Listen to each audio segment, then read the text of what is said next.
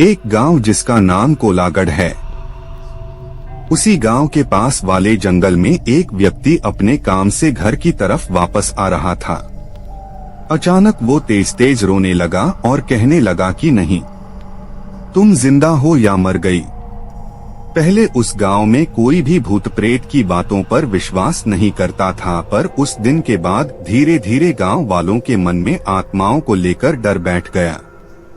कोलागढ़ गांव में कुछ ऐसा हुआ था कि उस गांव में एक औरत थी जिसका दिमाग कुछ ठीक नहीं था। उसका पति भी एक घटना में मर गया था, तब से वह कुछ अजीब सी हो गई थी। कुछ गांव वाले उसे पागल भी कहते थे। एक बार की बात है, जब रात को गांव का एक आदमी जिसका नाम बद्री था, वह शहर की ओर कुछ जरूरी काम से निकल पड़ा। गांव से आने जाने का एक ही रास्ता था। बद्री जंगल से गुजर रहा था कि गांव से कुछ दूर ही जंगल में उसे एक औरत की लाश पेड़ पर लटकती हुई नजर आई। वह एकदम डर गया और भागता हुआ गांव वापस आ गया। कुछ लोगों ने बद्री को इस तरह से भागते देख कहा, क्या हुआ बद्री, तुम तो अभी शहर के लिए निकले थे और तुम भागते हुए वापस क्यों आ गए?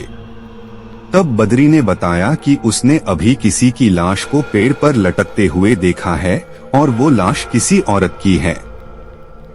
देखते देखते सारा गांव इकट्ठा हो गया कि क्या हो गया, कहाँ है लाश, चलो चलकर देखते हैं। गांव वालों ने जब लाश को जाकर देखा तो वास्तव में किसी औरत की लाश पेड़ से लटकी हुई थी। कुछ लोगों ने कहा, इसे नीचे उतारो, इसका दाह संस्कार करते हैं, पर इतने में ही कुछ गांव वालों ने कहा कि अब दाह संस्कार करने से कुछ नहीं होगा और यदि इस लाश का दाह संस्कार गांव के अंदर किया गया तो इसकी आत्मा गांव के अंदर ही भटकती रहेगी। इस आपसी बहस के कारण गांव वालों ने उस औरत की लाश को पेड़ से लटकता हुआ ही छोड़ दिया और अब वो आत्मा बन गांव के हर किसी व्यक्ति को नजर आती है।